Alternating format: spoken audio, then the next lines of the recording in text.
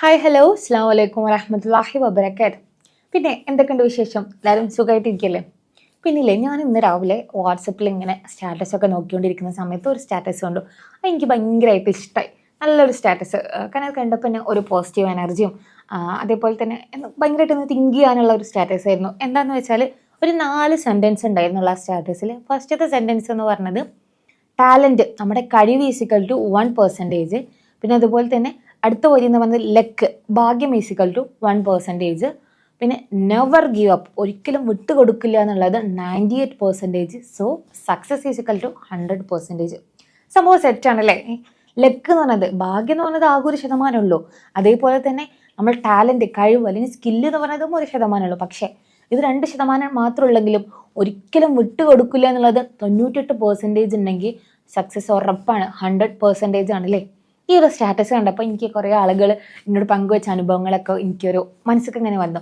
ചിലപ്പോൾ നിങ്ങൾക്കും ഇത് കേൾക്കുമ്പോൾ അങ്ങനെ വന്നിട്ടുണ്ടാവും. നിങ്ങളെ പഠിപ്പിക്കുന്ന ടീച്ചേഴ്സൊക്കെ ആണെങ്കിൽ സ്റ്റുഡൻസ് പറഞ്ഞത്, അല്ലെങ്കിൽ നിങ്ങളുടെ മക്കൾ പറഞ്ഞത്, അല്ലെങ്കിൽ നിങ്ങളുടെ കൊളീഗ്സ് പറഞ്ഞതൊക്കെ നിങ്ങൾക്ക് മനസ്സിലേക്ക് ഇങ്ങനെ വന്നിട്ടുണ്ടാവും അല്ലേ? ശരിയല്ലേ? കുറേ ആളുകൾ പറയാറുണ്ട്, എനിക്കൊരു കഴിവ് പറഞ്ഞ സാധനമില്ല, എനിക്കൊരു ടാലൻറ്റും ഇല്ല, പിന്നെ അതേപോലെ തന്നെ ഭാഗ്യം എന്ന് പറഞ്ഞ സാധനം എൻ്റെ അടുത്ത് കൂടെ പോയിട്ടില്ല, ഞാൻ എങ്ങനെ ലൈഫിൽ സക്സസ് ആവാനാ? ഈ ഒരു കാര്യം ചിലപ്പോൾ നിങ്ങൾ തന്നെ പറഞ്ഞിട്ടുണ്ടാവില്ലേ, നമ്മളെന്നെ ചിലപ്പോൾ പറഞ്ഞിട്ടുണ്ടാവും, നമ്മുടെ ചുറ്റുപാടുള്ള ആളുകളൊക്കെ പറഞ്ഞു കേട്ടിട്ടുണ്ടല്ലേ? പക്ഷെ ഒറ്റ കാര്യമല്ലേ വെച്ചാൽ മതി, നമ്മൾ ഒരിക്കലും വിട്ടുകൊടുക്കാതിരുന്നാൽ മതി. കഴിവ് വേണ്ട കേട്ടോ, ഭാഗ്യം എന്ന് പറഞ്ഞ സാധനം വേണ്ട, കുഴപ്പമില്ല.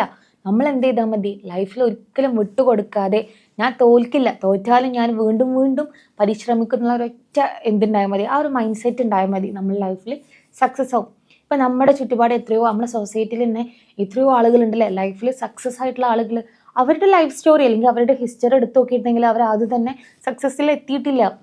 ഒരുപാട് ബുദ്ധിമുട്ടുകൾ, ഒരുപാട് പ്രയാസങ്ങൾ, ഒരുപാട് തോൽവികൾ, ഇതെല്ലാം മറികടന്നിട്ടാണ് ഈ തോൽവികൾ ഉണ്ടാകുമ്പോൾ അല്ലെങ്കിൽ പ്രയാസങ്ങൾ ഉണ്ടാകുമ്പോൾ ഒരിക്കലും വിട്ടു കൊടുക്കില്ല എന്നുള്ള രീതിയിൽ അത്രയും ഹാർഡ് വർക്ക് ചെയ്ത് പരിശ്രമിച്ചിട്ടാണ് അവർ ലൈഫിൽ സക്സസ് ആയിട്ടുള്ളത്.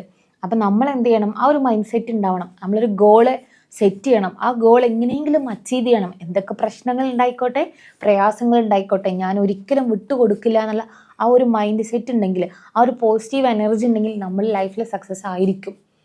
പിന്നെ നമ്മൾ ശ്രദ്ധിക്കേണ്ട വേറൊരു കാര്യം, ഇപ്പം നമ്മൾ ഇങ്ങനെ മൈൻഡ് സെറ്റൊക്കെ നമുക്കുണ്ട്, ഞാൻ വിട്ട് കൊടുക്കില്ല, തോൽക്കില്ല എന്നൊക്കെയുള്ള ഒരു മൈൻഡ് സെറ്റ് ഉണ്ട്. ആ ഗോൾ നമ്മൾ എന്ത് ചെയ്യണം, സെറ്റ് ചെയ്തിട്ടുണ്ടെങ്കിൽ അത് അച്ചീവ് ചെയ്യണം എന്നുള്ള മൈൻഡ് സെറ്റൊക്കെ ഉണ്ട്.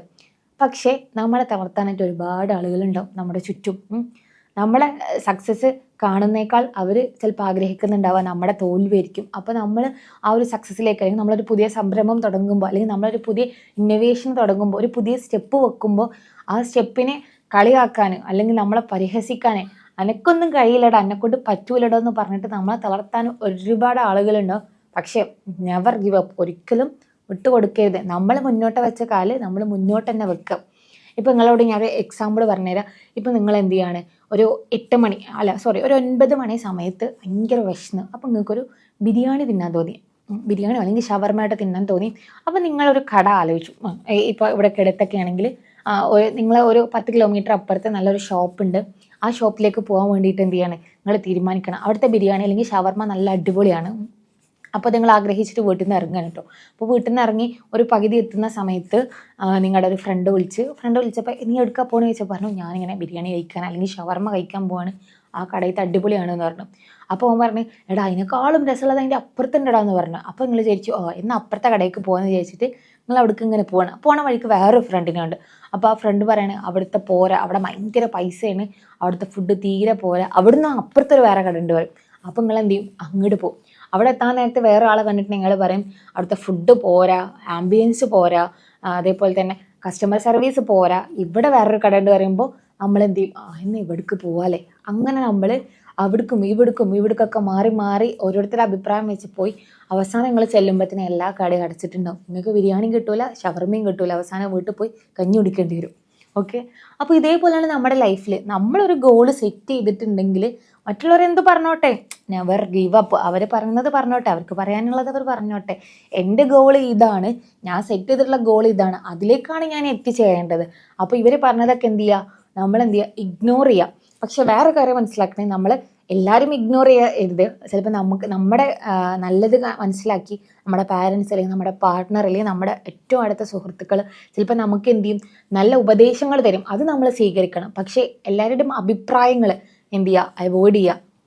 എല്ലാം എടുക്കാതെ നമുക്ക് ശരിയെന്ന് തോന്നുന്നത് എന്ത് ചെയ്യുക, നമ്മൾ ചെയ്യുക.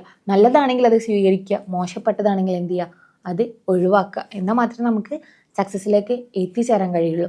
അപ്പോൾ നമ്മൾ ചെയ്യേണ്ട ഒരു കാര്യം എന്ന് പറഞ്ഞാൽ ഒരു പോസിറ്റീവ് എനർജി വേണം, ഒരിക്കലും തോൽക്കില്ല എന്നുള്ളൊരു മൈൻഡ് സെറ്റ് വേണം. പിന്നെ വേണ്ടാത്ത ഒപ്പീനിയൻസ് ഒക്കെ എന്ത് ചെയ്യുക, ഒഴിവാക്കുക, വേണ്ടത് സ്വീകരിക്കുകയും ചെയ്യുക. ഇതൊക്കെ നമ്മുടെ ലൈഫിൽ സക്സസ് ഉണ്ടാക്കുന്ന ഓരോ കാര്യങ്ങളാണ്. പിന്നെ ഇത് മാത്രം മതിയോ ലൈഫിൽ സക്സസ് ഉണ്ടാവാൻ? ഇപ്പം നമ്മളെ ബാക്കി എല്ലാവരും ഇഗ്നോർ ചെയ്ത് എല്ലാം ഒഴിവാക്കി നമ്മൾ സക്സസ്സിലെത്തി നമുക്ക് ഹാപ്പിനെസ് ഉണ്ടാവുമോ? ഒരിക്കലും ഇല്ല കേട്ടോ. നമ്മൾ സക്സസ്സിലേക്ക് എത്തുമ്പോൾ നമ്മളെ സഹായിച്ചവർ, നമ്മളെ കൂടെ ഉണ്ടാവർ, നമ്മളെ ഡിപ്പെൻഡ് ചെയ്ത് കഴിഞ്ഞാൽ അവരൊന്നും ഒരിക്കലും നമ്മൾ എന്ത് ചെയ്യരുത്, ചവിട്ടി താഴ്ത്തരുത് കേട്ടോ. വന്ന വഴി മറക്കരുത് എന്ന് പറയലില്ലേ, നമ്മൾ അവരെന്ത് ചെയ്യുക, അവരെയും കൂടെ കൂട്ടുക. നമ്മളെ സക്സസ്സിലെ സന്തോഷിക്കുന്ന ആളുകളായിരിക്കില്ലേ അവരെ നമ്മൾ ഒരിക്കലും കൈവിടരുത്. പിന്നെ നമ്മൾ ആ സക്സസ്സിന് അധിക കാലം ഒന്നും ആയുസ് ഉണ്ടാവില്ല. എല്ലാവരും കൂടെ കൂട്ടുക. നമ്മൾ ഡിപ്പെൻഡ് ചെയ്ത് കഴിഞ്ഞവർ അല്ലെങ്കിൽ നമ്മൾ സമൂഹത്തിലുള്ള ആളുകളൊക്കെ എന്ത് ചെയ്യുക, ഒന്ന് കൂടെ കൂട്ടുക. ആ ഒരു ഹാപ്പിനെസ്, നമ്മളൊരാൾക്കൊരു എന്ത് ചെയ്യുമ്പോൾ ഒരു സഹായം ചെയ്യുമ്പോൾ അവരെ മുഖത്ത് കാണാൻ സന്തോഷമാണോ നമ്മൾ എത്രയോ സമ്പാദിച്ചതിനേക്കാൾ ഏറ്റവും വലിയൊരു ഹാപ്പിനെസ് വരുന്നത്. അപ്പോൾ എന്ത് ചെയ്യുക, കൂടെ ഉള്ളവരെ കൂടെ കൂട്ടുക. ആ ലൈഫിൽ സന്തോഷം മാത്രമേ കൊണ്ടുവരുള്ളൂ. ഒരു പോസിറ്റീവ് മെൻറ്റാലിറ്റി നിങ്ങൾക്ക് ഉണ്ടാക്കി തരികയും ചെയ്യും. അവർ നമ്മളെ പ്രശംസിക്കുന്നത് അല്ലെങ്കിൽ നമുക്ക് തരുന്ന നല്ല അപ്രിസിയേഷൻസൊക്കെ നമ്മൾ ഉണ്ടാക്കുന്ന സമ്പാദ്യത്തിനേക്കാൾ അല്ലെങ്കിൽ നമ്മൾ ഉണ്ടാക്കുന്ന സക്സസ്സിനേക്കാളൊക്കെ ഭയങ്കര വലുതാണോ. അപ്പോൾ ലൈഫിൽ ഈ 3 കാര്യങ്ങൾ ഒരിക്കലും നിങ്ങൾ മറന്നു പോകരുത്. ഒന്ന് പറഞ്ഞാൽ നെവർ ഗിവ് അപ്പ്. തോറ്റാലും എന്ത് ചെയ്യുക, പരിശ്രമിച്ചുകൊണ്ടിരിക്കുക. വിജയം ഒരു ദിവസം നിങ്ങളെ തേടിയെത്തും.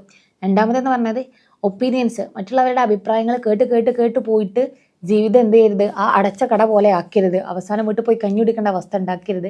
കഞ്ഞി മോശമാണെന്നല്ല കേട്ടോ പറഞ്ഞു വരുന്നത്. ആ ഒരു അവസ്ഥ ഉണ്ടാക്കിയെടുക്കരുത്.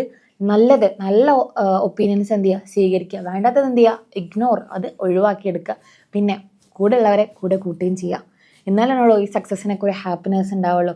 അപ്പോൾ ഇൻഷാ അല്ലാഹ് അടുത്തൊരു വീഡിയോയിലൂടെ വീണ്ടും കാണാം. അസ്സലാമു അലൈക്കും വറഹ്മത്തുള്ളാഹി വബറകാതുഹു.